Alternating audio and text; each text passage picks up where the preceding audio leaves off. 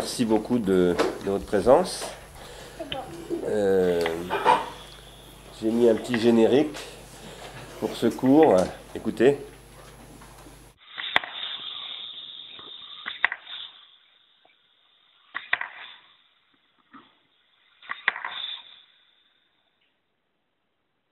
C'est bon. C'est bon. Voilà, c'est Augustin. C'est le premier film d'Augustin qui a 4 ans. Et je pense que le sujet de ce cours, ce sera ça. C'est bon. Pourquoi il est important que les petits-enfants de 4 ans apprennent à faire des images. Nous sommes au temps de ce qu'on appelle les médias audiovisuels et du numérique. Je vais vous parler de la Grèce ancienne, la Grèce archaïque et la Grèce antique, qui était la découverte de l'écriture alphabétique, la transformation de la société par l'écriture alphabétique. Nous vivons une autre transformation, elle est là. C'est bon. C'est bon, dit-il, on peut donc s'arrêter. Ça veut dire cut, quoi. Hein. Alors, avant de commencer ce cours, que vous pourrez retrouver en ligne, si ça vous intéresse, dans quelques jours, Caroline. Je le signale parce que il sera remis en ligne. Nous ferons un travail dessus.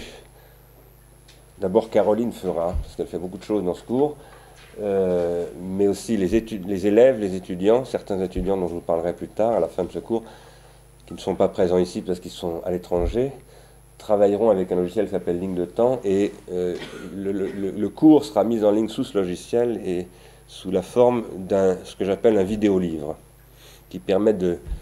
Un vidéolivre, c'est plaginer, comme on dirait qu'un livre est paginé. Plaginer, ça veut dire qu'on peut le feuilleter, qu'il a une table des matières, qu'il y a un index, on a un moteur de recherche, etc. C'est un outil de travail. Et ça permet de transformer la vidéo d'instrument de distraction en un instrument de travail avec lequel on peut réfléchir et penser. Donc, dans quelques jours, il y aura ce cours qui sera mis en ligne, tel quel, et puis un petit peu plus tard, il sera plaginé sous un logiciel que je vous présenterai peut-être tout à l'heure si j'ai le temps, qui s'appelle Ligne de temps. Ce cours est ouvert, c'est un cours, hein. Je disais à ma chère belle-mère tout à l'heure, c'est pas une conférence, c'est un cours, c'est-à-dire que je vais fonctionner comme un cours. Je m'adresse, autrement dit, à des élèves. Je ne vous prends pas pour mes élèves, mais je m'adresse aux élèves qui sont ici. Il y en a un certain nombre de terminales, d'IUT ou de classes préparatoires. Je dis cela parce que il y a, je crois, 3 types de participation à ce cours qui se tiendra tous les 15 jours. D'après ce que j'ai compris, en tout cas, il y a 3 types d'attitudes envisagées. L'une de l'élève qui participe à ce cours, comme il va suivre un cours au lycée ou à l'université, comme, peut-être pas exactement comme, je ne vais pas demander de copie, je ne vais pas faire de travaux avec sanctions, etc., même si je demanderais une implication de ces élèves, comme on doit demander à tout élève de s'impliquer dans un cours. Et entre les cours aussi, de s'impliquer. Pas forcément en faisant des devoirs, hein, mais par contre, en se disant, par exemple, qu'est-ce que ça me donne à penser entre les 2 cours, sur ce que je vis entre les 2 cours, qu'est-ce que ce cours peut me donner, en quoi il peut me nourrir dans ma façon de vivre. Il y a un deuxième type de public, comme Madame Delambre ici présente, la maman de Monsieur Delambre, présidente de l'Agile, qui m'a dit « Ah, moi je veux venir », alors je lui dis « Oui, mais ma chère Hélène, si vous venez, il faut venir tous les 15 jours. Pas de tourisme. » Je ne m'adresserai jamais à Hélène Delambre comme une élève. Bon. Mais c'est une autre attitude, c'est une autre démarche. C'est pas à elle que je m'adresse, c'est d'abord aux jeunes gens qui ont entre 16 et 20 ans, disons. Hein. Et on ne s'adresse pas de la même manière à une personne qui a entre 16 et 20 ans et et une personne de mon âge, par exemple. C'est pas pareil, on ne peut pas parler de la même manière. Pourquoi? Parce que les questions, les connaissances, les rapports au savoir sont situés dans le temps.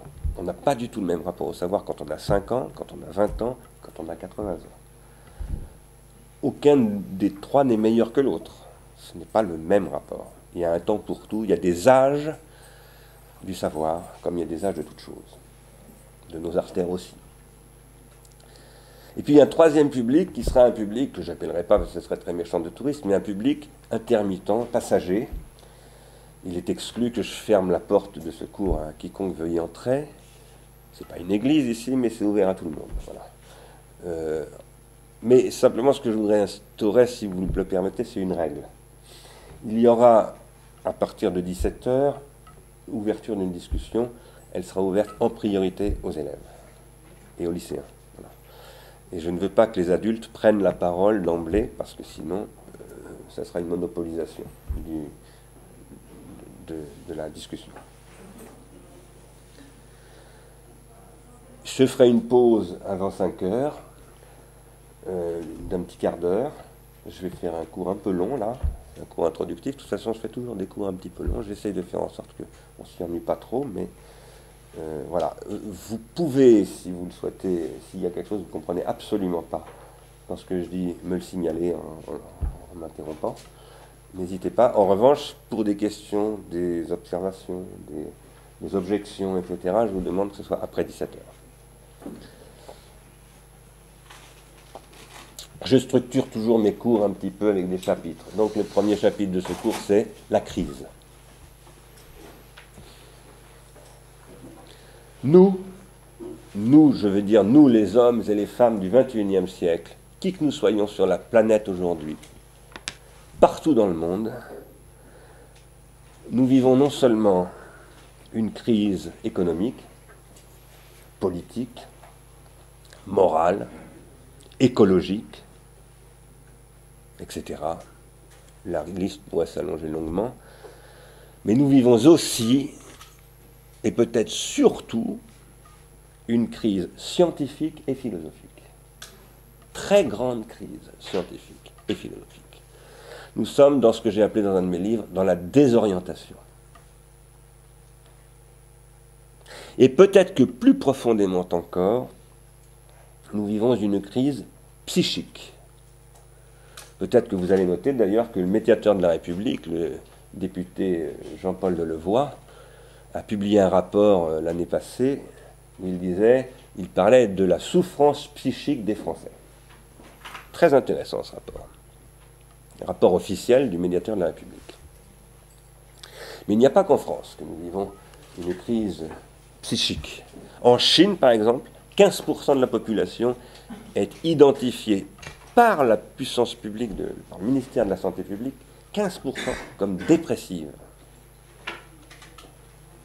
Nous vivons une dépression qui est économique, qui est culturelle, spirituelle, mais qui est aussi d'abord psychique et qui se vit malheureusement, douloureusement dans les hôpitaux, qui sont extrêmement encombrés, les hôpitaux psychiatriques, les cabinets de psychologie, etc.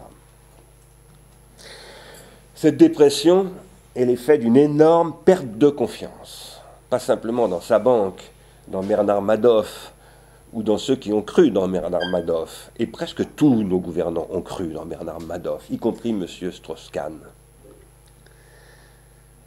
Mais une perte de confiance en soi, ce qui est beaucoup plus grave. Une perte de confiance dans les autres, on a peur de son voisin, on se prend un fusil à pompe pour se défendre soi-même, comme on dit. Une perte de confiance dans les groupes, on ne croit plus dans la nation, on ne croit plus dans la citoyenneté. On ne croit plus dans la capacité que les groupes à se maintenir et à maintenir ce qui les relie. Par exemple, les Belges sont en train de se séparer. Ça ne se fera peut-être pas, j'espère que ça ne se fera pas, mais ça va peut-être se faire. Et vous savez que derrière cela, il y a des enjeux terrifiants. Vous savez que ça a ravagé le centre de l'Europe, enfin plus exactement les Balkans. Cette crise, c'est une crise du désir des individus, car ce qui relie les individus s'appelle le désir, que l'on peut dire en plusieurs mots en grec. Eros, bien entendu, tout le monde connaît ce mot-là, mais également philia. Ce qu'Aristote dit être la philia, Aristote dit c'est ce qui relie les individus, c'est ce qui fait que les sociétés tiennent. Philia, ça vient de philein, qui veut dire en grec aimer. Il n'y a pas que les chrétiens qui parlent d'amour. Les Grecs qui ne croient pas en un Dieu unique posent l'amour comme étant la condition de la vie ensemble. C'est une crise du désir des individus, c'est-à-dire de la relation entre les individus. Et c'est pas pour rien que nous voyons apparaître cette technologie relationnelle qui s'appelle Facebook. Veux-tu devenir mon ami? J'ai reçu, je sais pas, 250 mails qui me demandaient si je voulais devenir mon ami. L'ami de quelqu'un qui était déjà mon ami, et je répondais à chaque fois, mais je suis déjà ton ami. Alors si tu m'aperçois que tu ne le savais pas, c'est qu'en fait tu n'étais pas mon ami et je suis très déçu. En réalité, c'est parce que quand vous utilisez Facebook, si vous mettez sur Facebook, il y a un automate qui prend votre carnet d'adresse et qui envoie ce message à tout le monde. Mais c'est une automatisation de l'amitié, c'est-à-dire une destruction de l'amitié, car l'amitié n'est pas une relation automatique.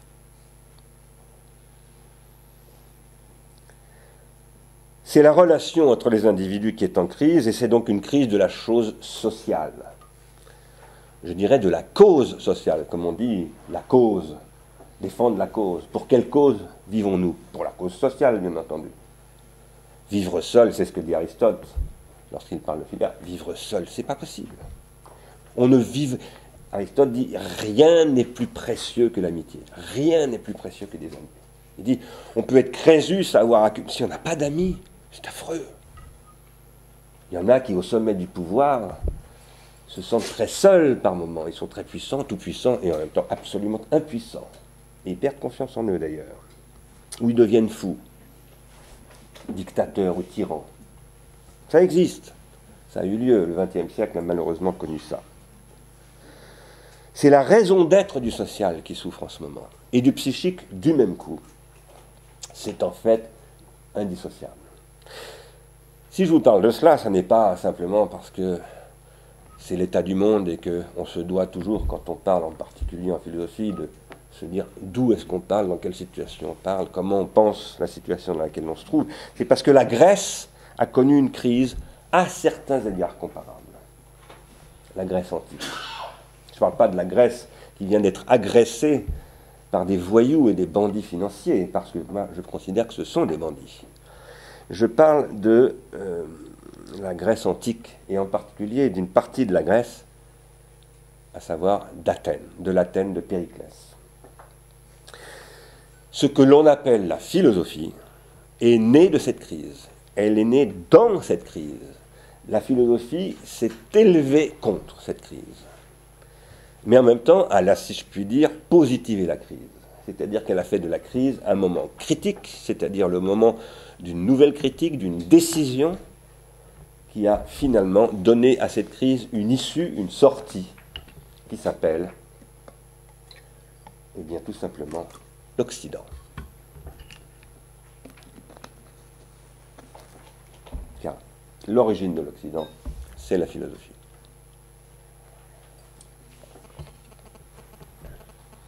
Si la philosophie est née de cette crise, au 5e siècle avant Jésus-Christ, il y a donc 25 siècles, 26 siècles presque, elle-même cependant a surgi au sein d'un processus critique qui l'a précédée. Ce que je veux dire par là, c'est que la philosophie a surgi d'une crise aiguë de la société grecque, mais que cette crise aiguë a elle-même surgi sur le fond d'une crise chronique. On aurait presque envie de dire d'une maladie chronique. Je le dis d'ailleurs, d'une maladie chronique. Et je cite au passage un grand philosophe, Georges Canguilhem, résistant, qui fit de la résistance pas très loin d'ici d'ailleurs, médecin, qui a créé un hôpital de campagne dans le maquis, là, du centre de la France, et qui ensuite est devenu philosophe. C'est une philosophie de la médecine, et qui disait « L'homme est l'être qui a la volonté et le pouvoir de se rendre malade. » Canguilhem disant « La maladie, c'est bien. C'est ce dont on peut apprendre quelque chose. » Et la vraie santé, il était d'ailleurs très proche de Nietzsche lorsqu'il disait ça, la vraie santé, c'est d'être capable d'être malade. Il dit quelqu'un qui est en bonne santé, c'est quelqu'un qui est capable d'être malade. Si vous êtes en mauvaise santé, que vous attrapez une grippe, hop, vous pouvez aller direct dans le caveau de famille. Mais si vous êtes en bonne santé, la grippe va vous faire éprouver quelque chose, va vous faire vivre une expérience de la maladie. En fait, Canguilhem a une pensée de l'homme qui est que tout ce qu'il fait est une sorte de maladie, dont on peut apprendre quelque chose, mais qui peut aussi être fatal, bien entendu. Donc la graisse serait une maladie. Nietzsche aussi parlait comme ça. Quelle maladie? Et qu'est-ce qu'on peut en apprendre d'une telle maladie? Eh bien, j'y viendrai plus tard, ce sera l'objet de ce cours lui-même. Quoi qu'il en soit, la Grèce qui naît, la Grèce dont je parle ici, ce n'est pas simplement le lieu géographique qu'on appelle la Grèce, bien entendu, c'est la civilisation grecque. Hein. La civilisation grecque qui naît au 8e siècle, entre le 8e et le 7e siècle avant Jésus-Christ, qui elle-même a été précédée par une autre civilisation qu'on appelle la civilisation mycénienne, j'en parlerai plus tard, je ne parlerai pas aujourd'hui. Cette civilisation grecque est une crise, est une société qui repose sur une mise en crise constante de son mode de vie. Et c'est une crise chronique. Crise voulant dire qu'elle est sans cesse en train de se critiquer, cette société. Cela dit, ce processus commence au 7e siècle avant Jésus-Christ, et au 5e siècle avant Jésus-Christ, il débouche sur une crise aiguë. C'est-à-dire que la crise a atteint des extrémités. Et elle conduit à des conflits, à la guerre civile, à des procès, et en particulier à une condamnation à mort. Cette condamnation à mort, vous en avez évidemment tous entendu parler, c'est celle-ci. C'est celle de ce personnage qui s'appelle Socrate.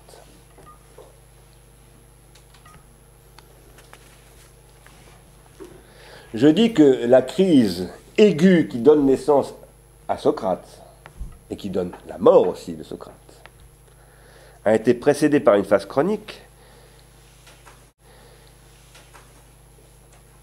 J'y reviendrai plus longuement dans le prochain cours sur cette phase chronique, je parlerai des présocratiques, mais dès aujourd'hui, je vais en dire quelques mots.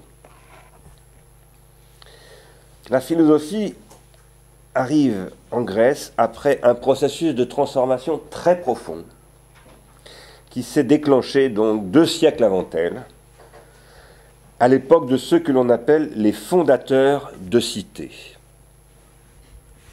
Voici la Grèce, ça c'est le Péloponnèse ici, et la Grèce est dans le bassin méditerranéen. Là vous voyez les côtes ici de ce qu'on appelle aujourd'hui la Turquie, c'est l'Anatolie.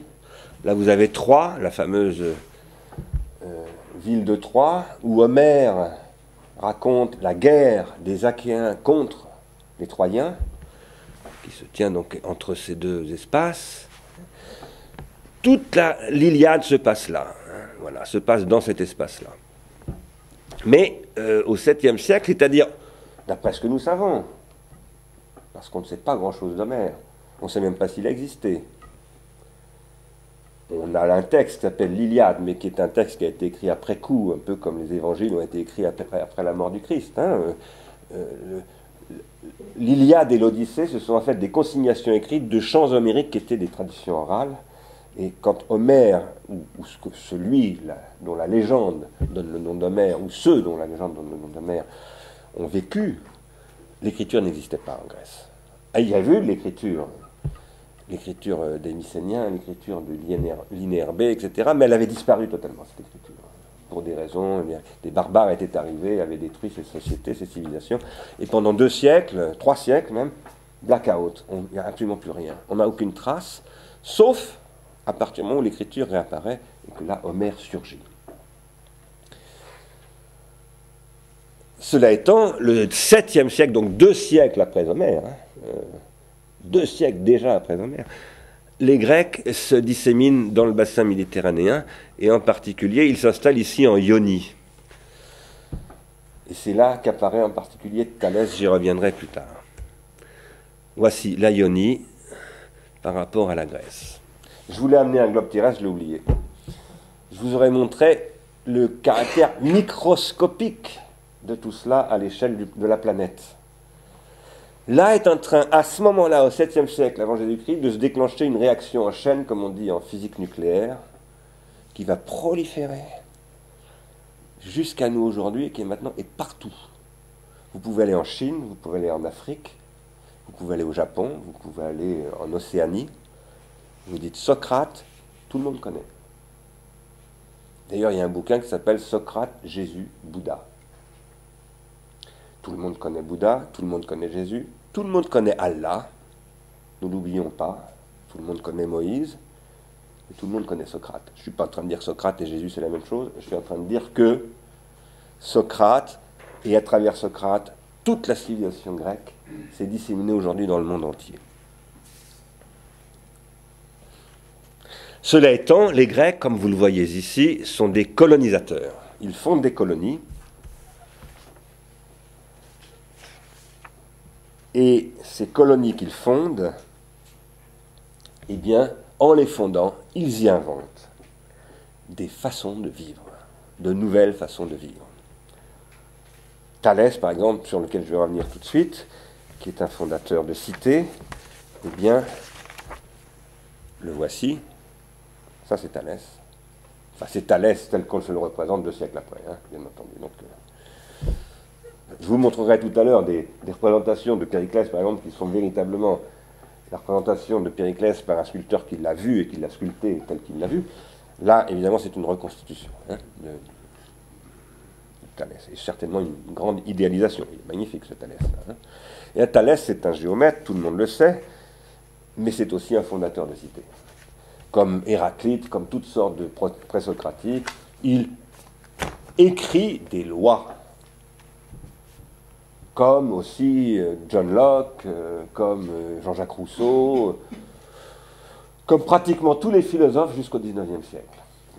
Jusqu'à un qui dira on n'écrira plus des lois politiques, on va écrire des lois économiques, qui s'appelle Karl Marx, et il change quelque chose de radicalement nouveau. Il apporte quelque chose de radicalement nouveau, et de radicalement problématique d'ailleurs, à la philosophie, mais ça, c'est pas le sujet d'aujourd'hui. Voici Thalès, donc, et vous savez, ça c'est une autre représentation de Thalès. Vous savez que Thalès est un géomètre.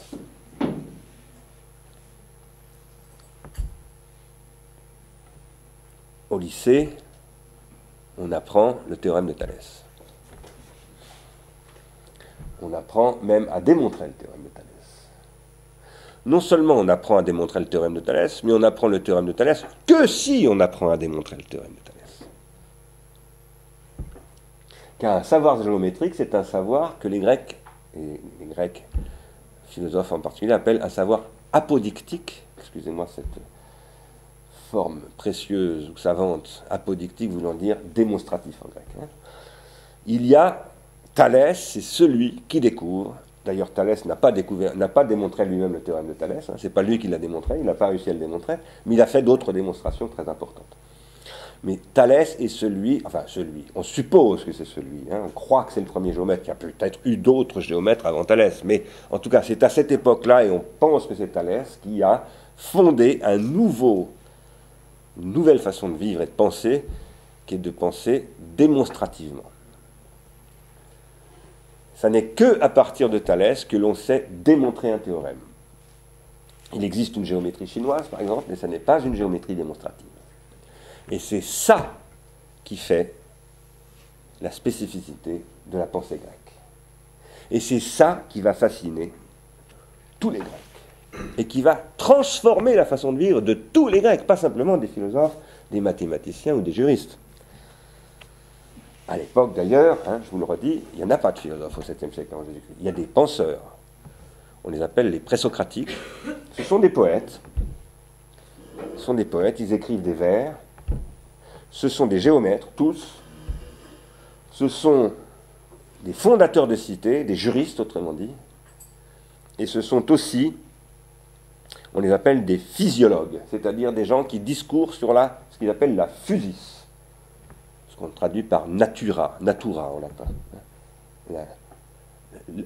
l'objet de ce qu'on appelle aujourd'hui la physique. Et ce qui les caractérise, c'est d'appréhender la physique non plus à partir d'une mythologie ou d'une référence magico-religieuse qui expliquerait les forces et les dynamiques de la physique, comme par exemple Héphaïstos est une dynamique de la mer, mais en disant non, il y a du mouvement parce qu'il y a de la chaleur, par exemple. Et Thalès dit, tout ça, vous croyez que c'est de la terre, en réalité c'est de l'eau. Parce qu'on sait bien que l'eau, par exemple, à 0 degré, peut durcir, etc. Bon. Il cherche un principe unificateur de toute chose. J'y reviendrai en détail, je vais faire un cours là-dessus dans le prochain cours. Quoi qu'il en soit, qu'est-ce qu'un géomètre? Car c'est la géométrie qui constitue le point d'entrée. Et vous savez qu'il était écrit au fronton de l'académie que nul n'entre dans cette académie s'il n'est pas géomètre. C'était parce que Platon considérait que si on n'a jamais étudié la géométrie, on ne peut pas faire de philosophie. Qu'est-ce qu'un géomètre? Eh bien, c'est un homme qui appréhende le réel, c'est-à-dire l'espace, en l'occurrence, là, le réel appréhendé dans sa spatialité, à partir de concepts qui ne sont pas réels. Vous savez d'ailleurs qu'il existe en mathématiques ce qu'on appelle des irréels, des nombres irréels. Mais ce n'est pas seulement les nombres irréels qui ne sont pas réels. C'est tous les concepts mathématiques sont irréels, au sens où ce sont ce qu'on appellera un peu plus tard avec Platon des idéalités. Non pas les idéalités de l'idéaliste qu'est tout adolescent, on dit la bêtise de l'être adulte. Quand un adolescent vous dit un truc qui vous enquiquine, vous dites « Ah, vous les adolescents, vous êtes des idéalistes ». Et l'adolescent, pauvre crétin, il pense par-delà lui-même, et il a bien raison, parce que souvent, c'est une façon de l'envoyer dans les cornes en refusant de l'écouter. Mais l'idéalité dont je vous parle là, ça n'est pas celle-ci. L'idéalité dont je parle ici, c'est une idéalité qui tient à ce fait que, de toute évidence, le point géométrique n'existe pas. Vous êtes bien d'accord avec moi?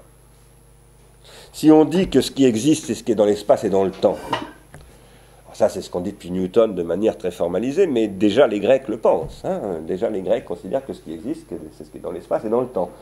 C'est Kant qui va formaliser ça d'une manière extrêmement rigoureuse dans la critique de la raison pure. 2300 ans après, 2600 ans après Thalès, ou 700 ans après Thalès. Mais déjà les Grecs considèrent que ce qui est réel, c'est ce qui est dans l'espace et dans le temps. Et nous tous, nous le considérons empiriquement. Nous disons, ça c'est réel, c'est dans l'espace et dans le temps. Je le tiens, ça a un espace, ça a une résistance d'ailleurs, etc.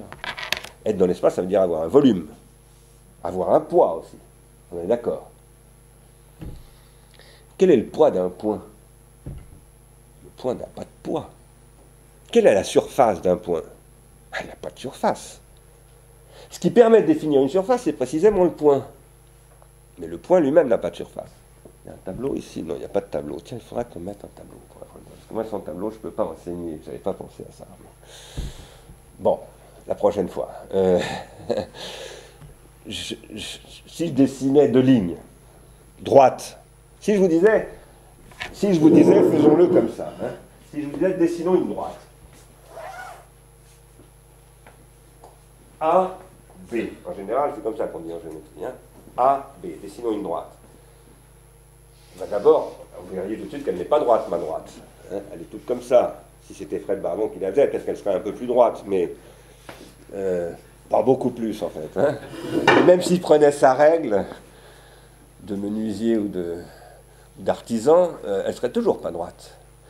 Parce que, dans le réel, le droit n'existe pas. Et non seulement le droit géométrique n'existe pas, mais même le droit juridique n'existe pas. Dans le réel, il n'y a que du non-droit.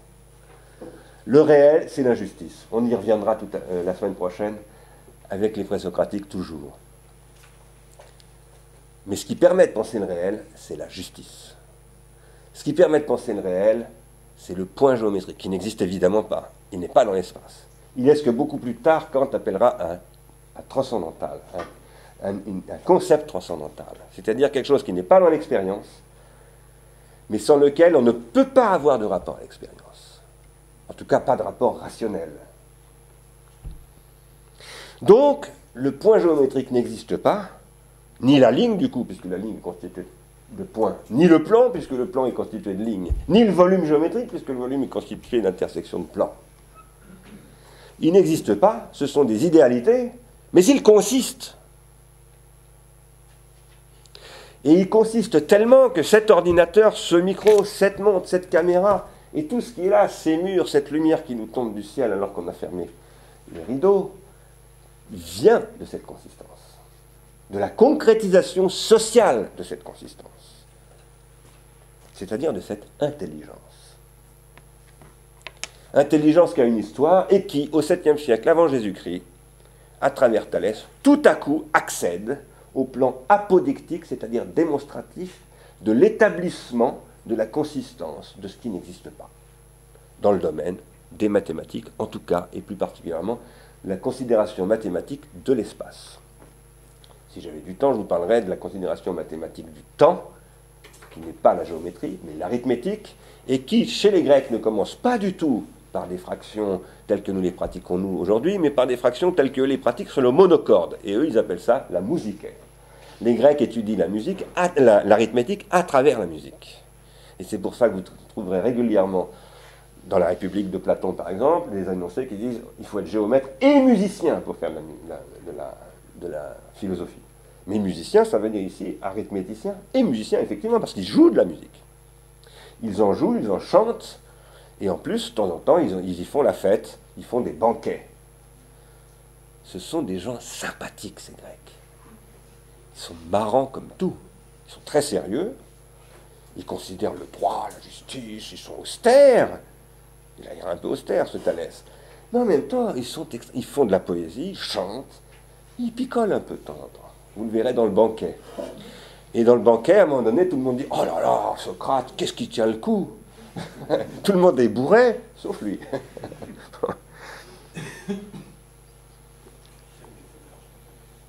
Cela étant, ce qui fait l'idéalité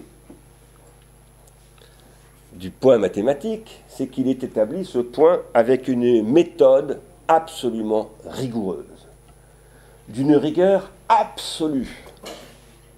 Une méthode qui est tellement rigoureuse qu'elle conduit à ce qu'on appelle l'évidence géométrique.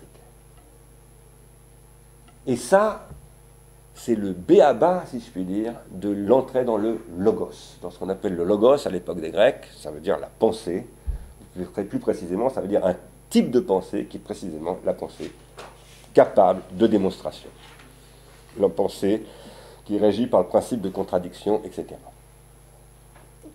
Et qui se soumet à une règle d'établissement d'une vérité, en grec aletheia, qui n'est plus une vérité reçue par la tradition comme ça de prêtres rois, de magiciens, de mystagogues, de dogmatiques ou de je ne sais pas quoi, mais une vérité qui n'est vraie que si je l'ai retrouvée moi-même par moi-même. Sinon, ça n'est pas une vérité.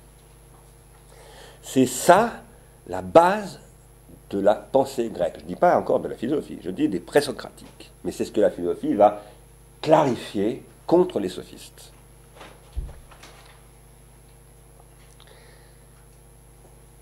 Cette évidence à laquelle, en principe, un bon prof de maths fait accéder les enfants dans nos collèges. Je dis en principe parce que je ne suis pas sûr que ce soit toujours le cas. J'entends de plus en plus dire que dans les collèges, on apprend à utiliser des logiciels, on apprend à...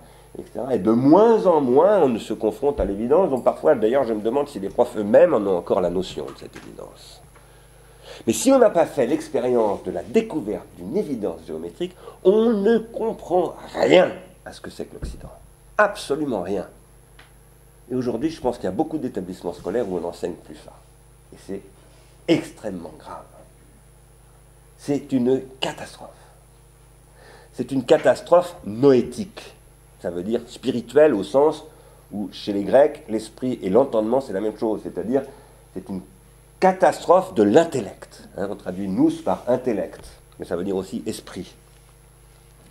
Qu'est-ce que l'intellect géométrique qui va se généraliser ensuite à la physis, au droit, et finalement à ce qui va s'appeler 2 siècles plus tard la philosophie, rend possible, eh bien, c'est ce qu'on appelle la théorie. La théorie, qui vient de théoréin, qui veut dire contempler, c'est le verbe qui est à l'origine le radical du mot théâtre aussi, dont je parlerai tout à l'heure, le théâtre. La théorie, c'est une façon de regarder les choses qui repose sur une exigence de rigueur, qui sait ce que c'est que l'évidence démonstrative, qui a fait l'expérience de l'évidence démonstrative, qui sait aussi qu'il y a des champs qui ne sont pas démontrables.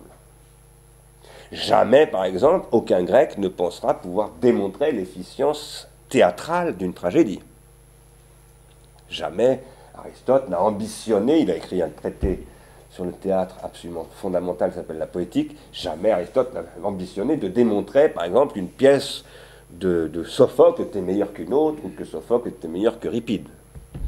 Mais, en revanche, c'est depuis l'expérience de la géométrie et de la démonstration géométrique que le théâtre grec est possible. Et c'est depuis l'existence de ce qu'on appelle des théorèmes. Qu'est-ce qu'un théorème?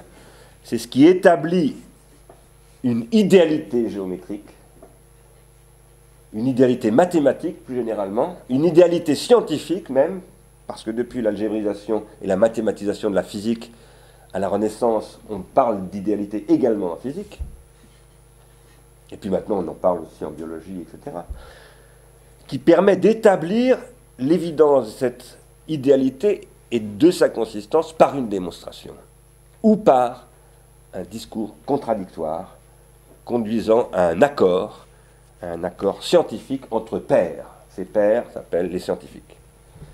On n'est pas, évidemment, on n'entre pas dans cette parité comme ça en claquant des doigts. Quand on ne connaît pas la géométrie, on ne la ramène pas en géométrie. Il faut, à partir de là, dans la société grecque ancienne, des écoles. Les écoles apparaissent très très tôt en Grèce ancienne. Selon Henri Irénée Marou, il est certain qu'elles existent au VIe siècle, mais peut-être même au VIIe siècle, parce que dès lors qu'on vit dans une société qui repose sur le rapport aux idéalités et à la démonstration, il faut que tout le monde soit introduit à ces savoirs par lui-même, et donc qu'il passe du temps à l'école. Au cours d'un raisonnement géométrique, le géomètre isole des éléments. Les éléments, c'est ce que le géomètre discerne comme étant précisément les idéalités premières. Discerner, en grec, ça se dit précisément krinein. Dans krinein, vous avez le radical de krisis. Une krisis, c'est un moment de décision ou de discernement. Le mot krisis lui-même vient de la médecine d'Hippocrate. La krisis, dit Hippocrate, c'est le moment où une maladie se révèle et ouvre au choix. Survivra-t-il, mourra-t-il? Survivra-t-il sain ou survivra-t-il avec des séquelles, etc. Il y a un choix qui se joue. Il y a une crise aboutit à une décision. Mais la crisis, ça vient du krinaïn en règle générale. Le krinaïn, c'est le jugement. Le juge décide. Dès le 7e siècle, en Grèce, il existe des juges de paix. Hésiode, le premier grand poète grec que nous connaissions, dont nous avons les grands poèmes, en tout cas la Théogonie et les Travaux et les Jours, Hésiode, il raconte, si vous lisez les Travaux et les Jours, je vous recommande de le lire, c'est extrêmement intéressant. C'est l'histoire d'un conflit qu'il a avec son frère. Il conteste un héritage. Persès, son frère, dit-il, l'a lésé. Voilà. Et il va voir le juge de paix, qui lui donne tort. Et alors là, il se tourne vers la déesse Dike. Il dit, à l'époque, c'était la déesse qui faisait la justice, ça marchait mieux que maintenant que ce sont les fonctionnaires. Déjà, à cette époque-là, je ne suis pas encore un fonctionnaire, mais disons, déjà, on s'en prend à l'administration. Oui, elle a des limites, l'administration, elle peut se tromper. Mais n'empêche qu'elle invente une nouvelle société qui procède à la fois du droit, de la géométrie, de la poésie et de la physique naissante. Quoi qu'il en soit, donc, le géomètre, c'est celui qui discerne des éléments idéaux, des idéalités. Ce discernement, il donne lieu très longtemps après Thalès, 4 siècles après Thalès, un livre absolument essentiel qui s'appelle Les éléments d'Euclide. Euclide est un géomètre qui est né aux alentours de 325 avant Jésus-Christ et qui a écrit ces éléments dont on a perdu l'original, peut-être à cause de la bibliothèque d'Alexandrie d'ailleurs, parce qu'il est mort à Alexandrie, comme beaucoup de Grecs à cette époque-là. À cette époque-là, ce qu'on appelle la Grèce hellénistique, c'est-à-dire la Grèce d'Alexandre, la Grèce d'Alexandre, le grand conquérant, qui va être à l'origine du premier empire occidental en tant que tel, hein, l'empire hellénistique, qui deviendra plus tard d'ailleurs la base de la chrétienté, hein, qui va durer très longtemps. Constantinople, c'est encore ça. Hein. Mais là, je vous en montre une copie, hein, ce n'est pas l'original, mais c'est une copie très ancienne des éléments d'Euclide. Vous voyez qu'il y a une figure géométrique là. C'est extraordinaire, ça. C'est extraordinaire. On voit comment la géométrie se transmet. À travers quoi? Ce papier, c'est du papyrus. Pas du papier, c'est du papyrus. Cette encre, écrite avec le calame, qui est un roseau trempé dans une encre de sèche, ça a tenu le coup. Ça a tenu le coup jusqu'à nous. Vous vous rendez compte de ça? Ce truc fragile a tenu le coup jusqu'à nous. Si tout ça n'avait pas tenu le coup jusqu'à nous, eh bien nous serions toujours en train de manger des olives sur le rocher grec. Enfin, peut-être pas, parce que j'ai tort de dire ça. J'ai tout à fait tort de dire ça. Parce qu'au même moment, en Chine, il y a Confucius. Et que la Chine, comme l'Égypte, déjà depuis plusieurs milliers d'années, est un empire. Je vous signale que cet empire-là, qui a commencé il y a des milliers d'années avant Jésus-Christ, existe toujours. Et qu'il est toujours resté un empire. À la différence de l'empire d'Alexandre qui a disparu, de l'empire égyptien qui a disparu, de l'empire romain qui a disparu, de l'empire américain qui est en train de disparaître. L'empire chinois n'a jamais disparu. Et je pense, j'y reviendrai tout à l'heure, que c'est lié au fait que les Chinois, comme les Grecs, ont un rapport à l'écriture tout à fait particulier. Si nous avons cela sous les yeux aujourd'hui, si nous savons ce que c'est qu'un théorème, même si moi-même, je l'avoue, à ma grande honte, je ne suis plus capable de démontrer le théorème de Thalès, je ne m'en souviens plus de cette démonstration, je l'ai su. J'avais une professeure qui s'appelait Madame Risbeck, professeur principal de ma classe de 4e, qui m'avait enseigné la démonstration du théorème de Thalès. Je m'étais même fâché avec elle parce que je n'étais pas d'accord avec sa démonstration à elle. Mais ça fait partie de, normalement, la possibilité d'un élève de rentrer dans une parité avec son professeur. Elle l'avait assez mal pris. Quoi qu'il en soit, si nous pouvons, et si quand je vous dis Thalès, Socrate, etc., vous opinez du chef en disant oui, en effet, oui, il n'y a pas de doute que la géométrie, c'est l'évidence de la démonstration, si vous savez cela, c'est parce que l'écriture vous a rendu accessible à cette question. Donc je vais parler beaucoup de l'écriture dans ce cours, aujourd'hui même et tout au long de ce cours. Ça, c'est donc un extrait des éléments d'Euclide. C'est Euclide qui met au point le concept même des éléments, des axiomes. Alors, l'axiome n'est pas un concept d'Euclide. Hein. Le premier à vraiment parler d'axiomes, c'est Aristote. Mais celui qui va faire la différence entre les axiomes et les différents types d'éléments de la géométrie, c'est Euclide. Dans ces fameux éléments qui sont la base de la géométrie que l'on dit, pour cette raison, euclidienne. Et qui sera mise en cause, cette géométrie euclidienne, au 19e et surtout au 20e siècle. Et on commencera à faire des géométries non euclidiennes. On y reviendra peut-être plus tard. L'opération de dégager des éléments, quoi qu'il en soit, commence dès les premiers géomètres, et une telle opération, c'est celle de ce que les premiers Grecs appelleront très tôt, dès l'époque de Thalès, le logos. Logos, on traduit ça par pensée ou encore par raison. La raison. Je reviendrai sur cette traduction plus tard, qui pose des problèmes, pour moi. Parce que ça voudrait dire, si on traduit par pensée, ça voudrait dire qu'avant le logos, on ne pense pas. Bien sûr que si qu'on pense.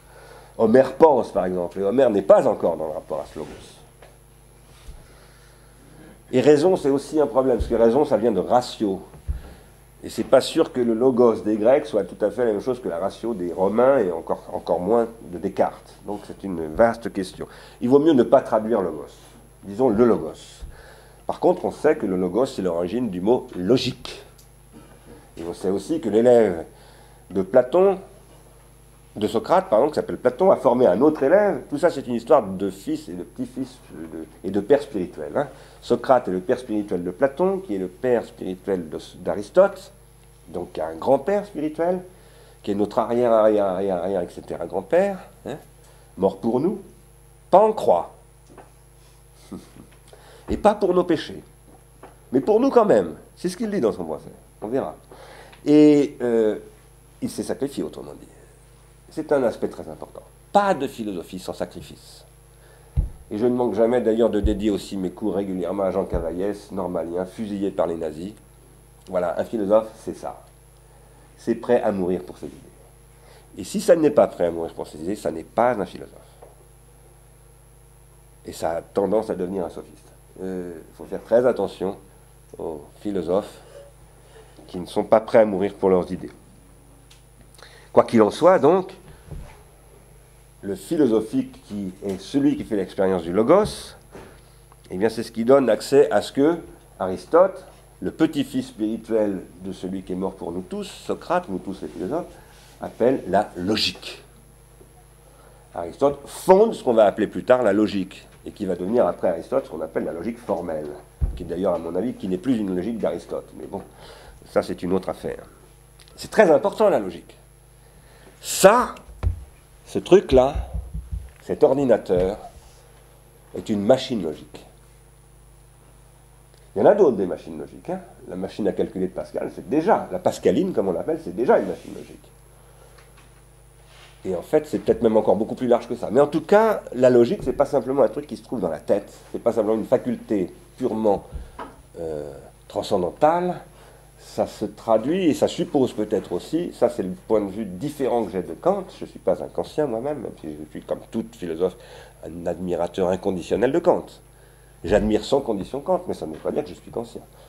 Kant pose que le logique c'est le transcendantal, comme Heidegger, comme le philosophe allemand Heidegger du XXe siècle. Kant c'est la fin du XVIIIe siècle. Il pose que le transcendantal c'est absolument en dehors de l'empirique.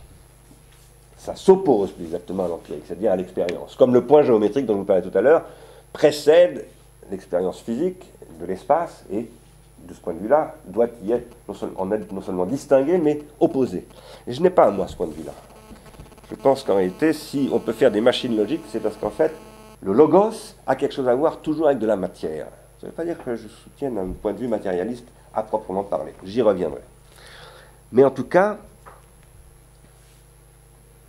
le logos, c'est une faculté de juger et de discerner, selon un mode spécifique qui est le mode démonstratif, ou, sinon démonstratif, le mode critique. C'est-à-dire, par exemple, que quand on est un juge de paix grec, on va écouter les arguments des plaignants, du plaignant et du contre-plaignant. Et une fois qu'on va avoir écouté, on va se retirer et on va délibérer. La délibération va être le principe de la vie grecque. Sans aucune autorisation de se référer à quoi que ce soit qui ne soit pas purement délibératif. Sauf dans des cas particuliers. Quand on n'arrive pas, chez les Grecs, encore à trancher des choses, on va voir la piti, c'est-à-dire l'oracle. Et on lui demande de trancher. Comme ça se produira encore au Moyen-Âge, parfois dans des épreuves terribles, comme vous le savez, ou qui passeront par des épreuves du feu, etc. etc. Je ne développerai pas ce point maintenant, mais nous y reviendrons peut-être. Quoi qu'il en soit, le logos, c'est une capacité de juger, krinon, le jugement c'est to krinon en grec, et c'est un jugement qui se fait à partir de critères. Et ces critères ont été élaborés par l'accumulation des jugements précédents dans leur démonstrativité, quand c'est un jugement géométrique, ou dans leur critiquabilité politique quand c'est un jugement juridique, par exemple. Ça veut dire que les Grecs, ce sont les inventeurs de la jurisprudence. Et tous les arrêts de droit sont consignés, enregistrés, conservés, et on peut se référer en disant « mais il y a 70 ans, un juge avait dit que, etc. Donc, juge, je t'objecte que, le droit dit que, etc. » Ça, c'est le début d'un nouveau mode de vie, qui est unique au monde, qui est le mode de vie qui va se généraliser à travers ce qu'on va appeler la politique. Car finalement, ce qui apparaît avec le logos, c'est la politique. Quand vous voyez des anthropologues parfois très brillants, comme Pierre Clastre par exemple, vous parlez de la politique indienne, lisez Clastre, c'est très intéressant, mais dites à Clastre, non, il n'y a pas de politique indienne. Je parle des chefferies indiennes, puisque Clastre a écrit sur les chefferies indiennes des textes formidables d'ailleurs. Mais lorsqu'il parle de la politique indienne, il ne comprend rien. Pour qu'il y ait de la politique, il faut qu'il y ait un droit public. Ce droit public doit être critiquable. Pour qu'il soit critiquable, il faut qu'il soit écrit. Il faut que tout le monde sache lire la loi pour pouvoir la critiquer. Jamais les Indiens n'ont écrit leurs droits. Ils n'ont d'ailleurs pas de droit. Ça ne veut pas dire que ce sont des barbares, qu'ils vivent en dehors de toute règle. Mais ils n'ont pas de droit, si par droit on entend un droit positif. Ils ont des coutumes. Ce n'est pas la même chose. Et dans une chefferie indienne, si le chef de la chefferie a prononcé une sentence, elle n'est pas discutable. Parce que de toute façon, ce n'est pas lui qui la prononce, dira-t-il. Ce sont des dieux, ce sont des esprits. Lui n'est que le médiateur de ces esprits. Ça, c'est ce qui change en Grèce. Et du coup, on peut se retourner contre une décision en Grèce, la discuter, la mettre en débat. Alors on peut perdre, et on peut être exécuté d'ailleurs, parce que c'est pas une société tendre, la Grèce. Mais il n'empêche que tout se produit à travers une critériologie qui est publique et accessible à la critique de tous. Cela dit, on dit, si tu n'es pas allé à l'école, tu ne peux pas être un citoyen. Pour être citoyen, il faut avoir acquis les conditions d'accès à l'espace critique qu'est la politeia, l'espace de la citoyenneté. Maintenant, il y a des modes de démonstration très particuliers qui sont ceux qui permettent d'accéder à l'évidence pure, à l'évidence apodictique. Et évidemment, après, la justice n'est pas... On n'arrive jamais à l'évidence. Quand on condamne quelqu'un, on n'est jamais absolument sûr que la sentence est juste. Parfois, on en est absolument sûr, mais c'est assez rare. Souvent, on condamne dans une relative incertitude. Et néanmoins, il faut juger. Une société doit avoir des procédures de jugement. Donc, la société grecque, c'est celle qui va mettre en place une critériologie en disant on va essayer de juger le plus justement possible. Donc, les Grecs sont obsédés non simplement par les idéalités géométriques, mais par les idéalités juridiques. Leur grande question, à vrai dire, c'est moins la géométrie, parce que finalement, la géométrie est une affaire qui roule plutôt pas mal depuis Thalès, c'est la justice. Ce qui oppose les philosophes entre eux, et ce qui oppose surtout les philosophes aux sophistes, c'est comment établir la justice. Parce que ça, on ne peut jamais l'établir définitivement. Et c'est donc un grand problème.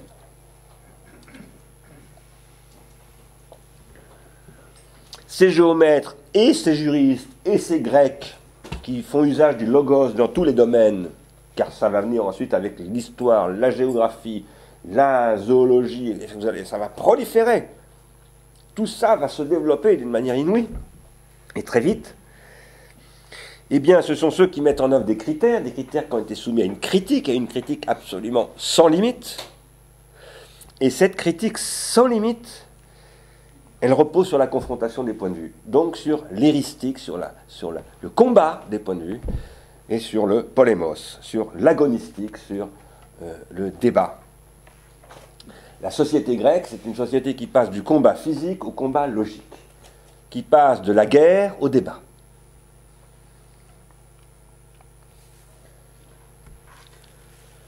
Ainsi, elle fonde la police, voulant dire l'espace politique, l'espace régi par la citoyenneté, où tous ceux qui vivent dans cet espace ont le droit et le devoir, pas simplement le droit, mais le devoir, c'est une obligation. Vous pouvez être expulsé ou condamné en Grèce si vous n'assumez pas votre devoir de citoyen. Par exemple, de prendre la responsabilité à un moment donné de telle tâche dans la citoyenneté. Vous ne pouvez pas refuser ces charges. C'est ce qui reste en Belgique sur l'obligation de voter, d'ailleurs. Bon, il y a des choses comme ça. Vous avez l'obligation de payer pour que le théâtre puisse marcher, par exemple. Vous voyez ? Nous, en ce moment, on est en train d'essayer de liquider toutes les subventions à tous ces espaces-là, mais à l'époque, c'est une obligation absolument sacrée chez les Grecs. Il faut absolument que le théâtre fonctionne. Ça, c'est ce qui donne lieu aussi à la naissance de ce qu'on appelle donc l'épistémé. Et l'épistémé, c'est ce qui a la racine, l'épistémé des Grecs qui passe par la philosophie au 5e siècle, c'est ce qui a la racine de tous les savoirs contemporains. Absolument tous les savoirs actuels. S'il faut étudier les Grecs, c'est d'abord parce qu'ils sont à l'origine de la société dans laquelle nous vivons encore. C'est d'abord pour ça. Et on ne peut pas se dispenser de cette étude. Si on ne connaît pas les Grecs, on ne peut rien dire de très intéressant sur l'époque contemporaine, à mon avis, en tout cas sur ce régime qui s'appelle le discours intellectuel. On peut sûrement dire des tas de choses en tant qu'artiste, en tant que mère de famille, en tant que poète, mais pas en tant qu'on est en train de parler dans un monde rationnel, en étant soi-même un être rationnel. Cette politeia, cette citoyenneté, elle est fondée sur ce que les Grecs appellent l'isonomia, c'est-à-dire l'égalité devant la loi. Nomos, iso, ça veut dire égal, nomos, ça veut dire droit, loi. L'isonomia, c'est l'égalité devant la loi en droit et en devoir. Et cette isonomia, elle fonde une autonomia qui pose que chaque citoyen est autonome, c'est-à-dire doit fonder sa citoyenneté propre sur son autonomie, c'est-à-dire sur le fait qu'il pense par lui-même. Et qu'à chaque critère qu'il met en œuvre, il doit l'avoir réintériorisé lui-même, l'avoir démontré pour lui-même, éprouvé pour lui-même, et non pas le mettre en œuvre aveuglément comme étant un mouton qui obéit à ce qu'on lui a demandé de faire. Évidemment, ceci donne du coup naissance à des contradictions. Si cet espace d'égalité crée une égalité entre des gens qui sont tous autonomes, c'est-à-dire tous différents, c'est ça que ça veut dire, tous singuliers, il y a forcément des conflits. C'est pour ça que la Grèce est un espace éristique, c'est-à-dire la plus grande qualité chez les Grecs, je parle de la qualité humaine, c'est l'arrêté, l'excellence, et cette excellence, qu'on appelle la vertu dans le langage contemporain, elle repose sur la capacité à l'éristique, c'est-à-dire à se battre au courage, si vous préférez, pour susciter l'émulation. Eris, ça veut dire l'émulation. Et c'est ce qui va engager un processus inouï, qui va se transformer à toute vitesse, et qui va donner aussi naissance à ce qu'on appelle l'histoire. Car ça, c'est le début de l'histoire. Avant la Grèce, on n'est pas encore pleinement dans l'histoire. Qu'est-ce que c'est que l'histoire? C'est un rapport au temps passé et à un temps passé qui est accessible dans des conditions de proximité quasi égales au temps passé d'hier soir. Ce que je veux dire par là, c'est que si vous allez à Delphes, qu'on verra tout à l'heure, si vous y allez, vous verrez des stèles de marbre qui sont dressées en haut de la montagne, dans un extraordinaire paysage que je vais vous montrer tout à l'heure. Et ces stèles, si vous lisez le grec, si vous avez la chance de lire le grec, eh bien, vous les lisez exactement comme un citoyen grec pouvait les lire le lendemain de leur gravure. Pour que vous sachiez d'ailleurs qu'à Athènes, chaque fois que la Boulée, c'est-à-dire le conseil, l'instance délibérative, décidait de quelque chose, il y avait une loi qui obligeait les secrétaires de la Boulée de graver tout de suite cette loi et de l'installer aux portes d'Athènes. C'est pour ça qu'il y a d'ailleurs plein d'inscriptions lapidaires partout en Grèce, parce qu'il y avait une loi qui obligeait ça. Et donc, les soirs de décision de la Boulée, on entendait beaucoup de bruit avec des burins et des marteaux qui creusaient le marbre. Voilà. Et le lendemain ou le surlendemain, on allait installer ces stèles de marbre qui pesaient très lourd pour que les citoyens puissent les lire. Et quand on va à Delphes, on trouve ces stèles. Alors, il n'y a pas que des décisions politiques, il y a aussi des poèmes, il y a aussi des adresses à des divinités, il y a des tas de choses inouïes, absolument inouïes. Et ça, c'est le début de l'histoire. C'est le début de l'histoire parce que vous et moi, nous pouvons lire ces textes comme les Grecs pouvaient les lire. Si vous voulez lire un texte cunéiforme de l'époque mésopotamienne ou un texte hiéroglyphique de l'époque égyptienne, je vous souhaite bon courage. D'abord parce que les hiéroglyphes, il y en a 3000, les signes cunéiformes, il y en a 600. Quant aux idéogrammes chinois, il y en a 30 000.